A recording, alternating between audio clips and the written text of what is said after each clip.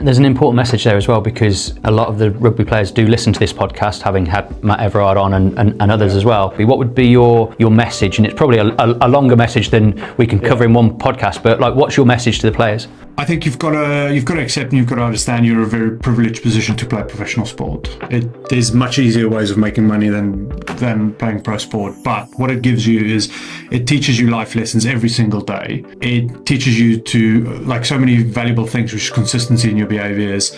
We can deal with stress, we can work in teams. So these are skills that any guy who owns a business, you own a business, you actively recruit for that. We have that naturally because it's expected in a rugby environment. But my challenge to rugby players would be is, like, rugby is the vehicle now, it's never the identity. Find something outside of rugby that is purpose, because that allows you, when transition happens or when you have to move out of the game, you have the ability to follow purpose instead of the paycheck. I've seen it with how many players that we played with that are now miserable people, and they're half of the humans they were when they played rugby. And that's sad to see, but it happens because it's difficult to go from such a privileged environment to normal life.